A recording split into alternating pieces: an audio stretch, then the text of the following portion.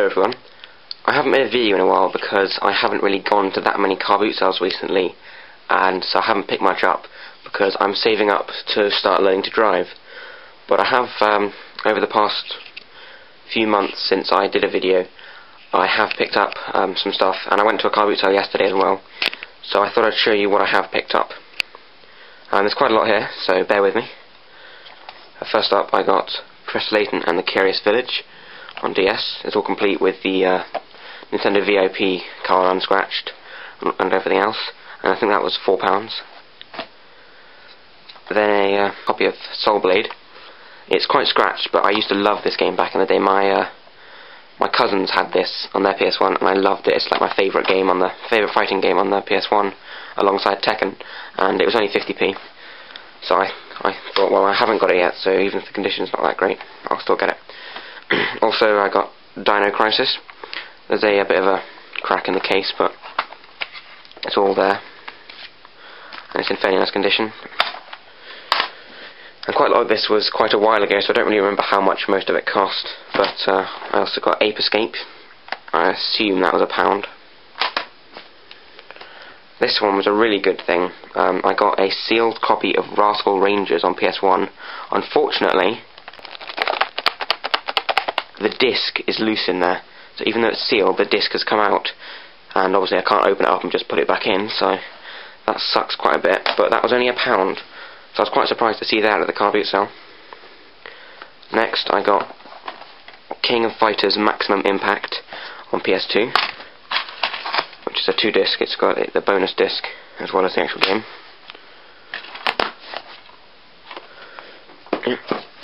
Then I got a Game Boy Color. This is the turquoise style. It's not the light blue. It looks like in the camera, but it's not. And it came with Tony Hawk's Pro Skater 3. It's got the back cover, and it came with batteries. It also came with, I can't remember which ones came with the Game Boy and which ones I just bought randomly, but it came with some games, and also a Worm Light. It came with Mortal Kombat, Lemmings 2 Tribes, Super Breakout and Battle Zone, Othello, Pokemon Blue, Super Breakout, and finally International Rally. So those are the Game Boy games I got.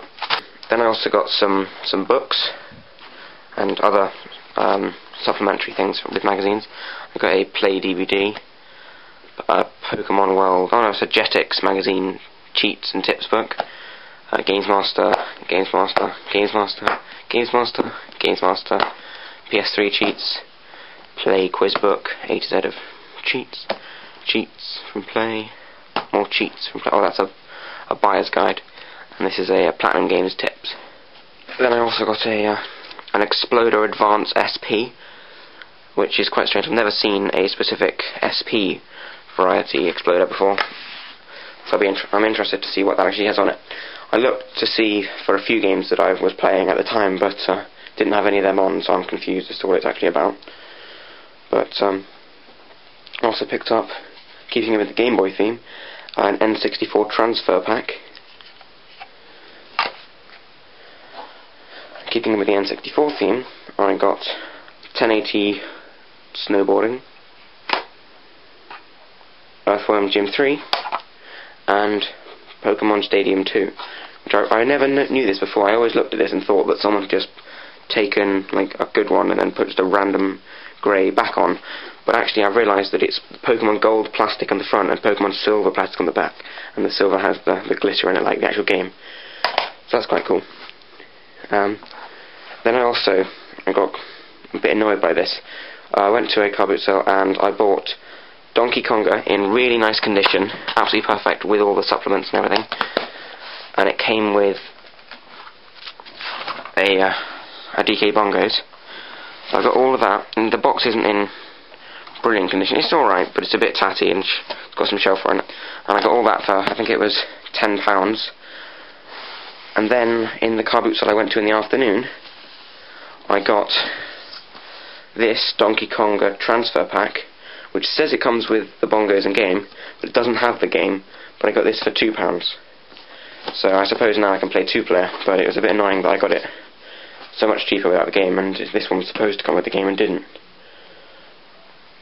But now we'll move over. I've got a big stack of games here.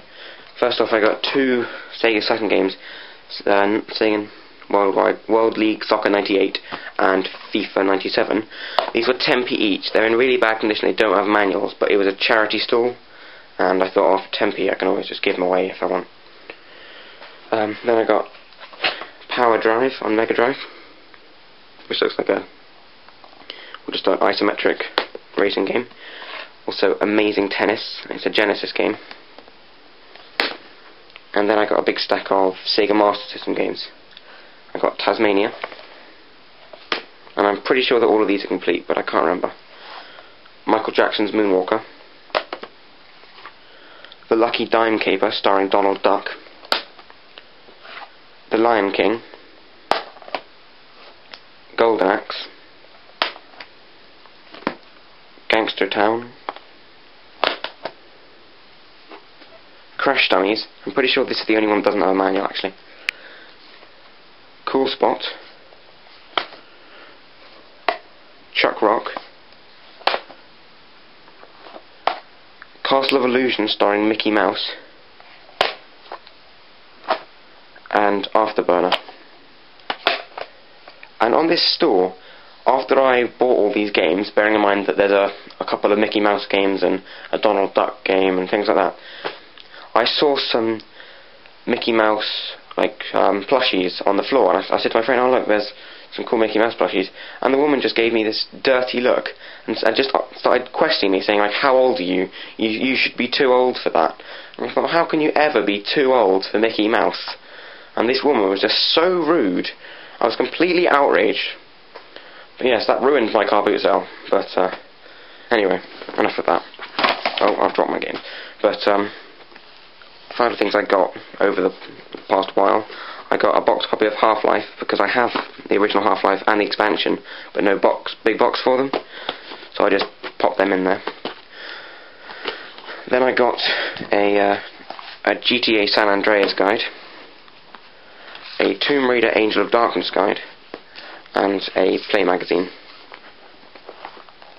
Last thing, I got a Game Boy case, and I believe inside should be, yes, I got a clear Game Boy Advance. It's in fair condition, but yeah, because of the batteries, it's all working and all. But yeah, I think I got that pretty cheap as well, can't remember. Now onto the stuff I got this weekend. I got an RF cable because my SNES is lacking one. I got some Game Boy games. I got Lego Alpha Team, Pokemon Puzzle Challenge, Rhino Rumble, and Super Mario Bros. Deluxe. Quite a strange deal. I got Blast Corps on N64, and the guy who was selling it, he wanted £3 for it, and he had a boxed red N64 controller for £5. So I asked him if he'd do both of them for £6, and he agreed. And then I checked the contents of the box to check that it was all there, and it turns out he just had some dirty grey controller in there. And when I told him this, he goes, oh, sorry, and says, do you want your money back, or did you want to still buy it anyway? And so I said, no, if it hasn't got the red controller, I don't really want it. So he just handed me back a £5. So I ended up getting Blast Corps for £1. So that was quite strange, but it's never happened before. I've got some more Master System games. I've got Vigilante. This one unfortunately doesn't have the manual, but it looks like an interesting side-scrolling beat-em-up. I've got eSWAT, which has a pretty cool cover for a Master System game, which is another side-scrolling game, but I'm not really sure about that. And Ruston, which looks to be another side-scrolling platformer.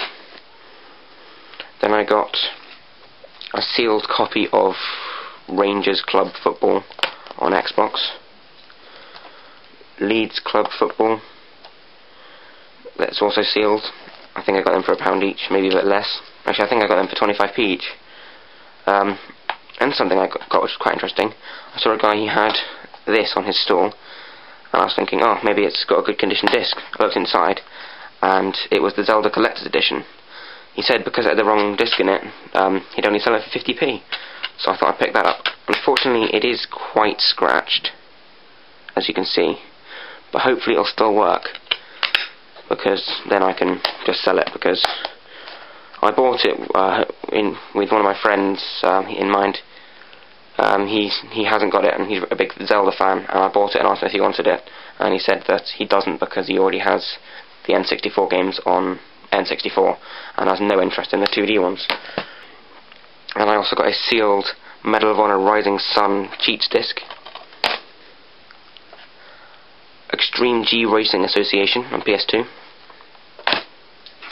Platinum Tekken 4. The next two games I was pretty chuffed with. I was on a stall and I was talking to the guy, and I noticed that behind him he had a little box of stuff he'd bought, and I saw he had in it Metal Slug 4. Unfortunately, the disc isn't in the best condition. It's alright, but it's got a few scratches on it. But he sold that to me for £2, and he also sold me Mega Man X7, which he'd bought, which is in much better condition. But he was telling me about how when he was looking around, he found someone who had a sealed copy of Final Fantasy IX, and he said to them, "How much do you want for this?" And he told me he was just about to offer them £20, and they go, £2? So he got Final Fantasy IX for £2. So I was really jealous of that, but at least he let me have Mega Man and Metal Slug. Then I got GT4 Prologue, and then finally a good condition copy of Final Fantasy XII. Been looking for this for quite a while. It seems to be the most common, but I've struggled to find it in good condition and cheap. Then I got some PS1 games. I got a really nice condition copy of Metal Gear Solid on Platinum Edition. It's got both the discs, and they're all pretty much mint. Then I got Kensei Sacred Fist. Looks like an interesting 3D fighter on PS1. And I got Evil Dead Hail to the King. Don't know much about that, but it looked cool and it was in good condition. And then Dracula Resurrection, and this is a game from 2000, and the graphics look quite good, and it tends to be the games towards the end of the life cycle. Developers tend to have a better grasp of how to make games for it, so I thought, even though if it's a budget title, it'll probably be a good one. Then I got some Dreamcast games. I got Trick Style, Toy Commander, Buster Move 4, and then Dream On Volume 1. I also got a Wavebird, and I've already got a couple of these, as you all probably know, but people have been telling me they're quite valuable, so I looked it up and they go for £15 to £20 or so, and I got this one for £4, so I thought I can sell it on and try and make some money. I also got a third-party flight stick for SNES, which I thought was quite cool. It's got the little suction cups on the bottom to stop it rocking. Then I got some books. These are the last things I got at the car boot sale. I got some books. I got Arcade Magazine, which is from April 2000. Really nice condition. I was quite happy to see this.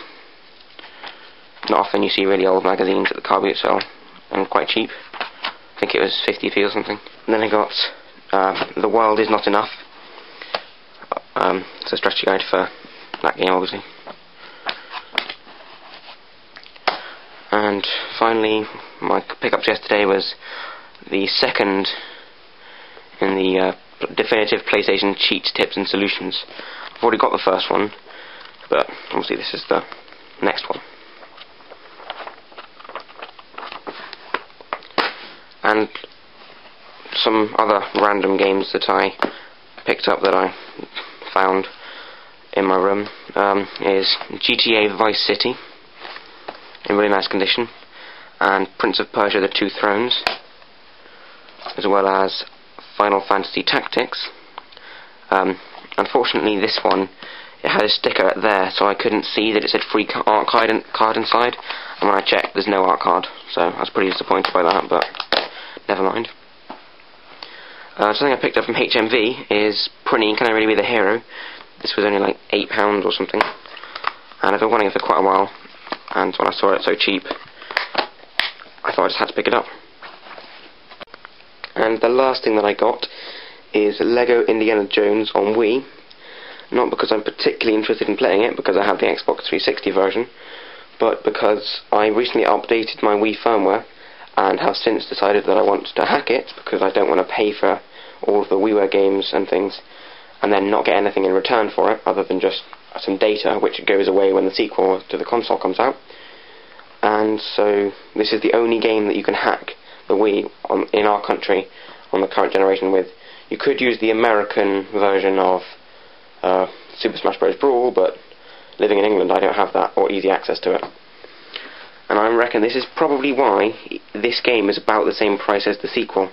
It's because it's the game people buy to hack their Wiis. This is what I picked up over the past month or so. Thank you for watching.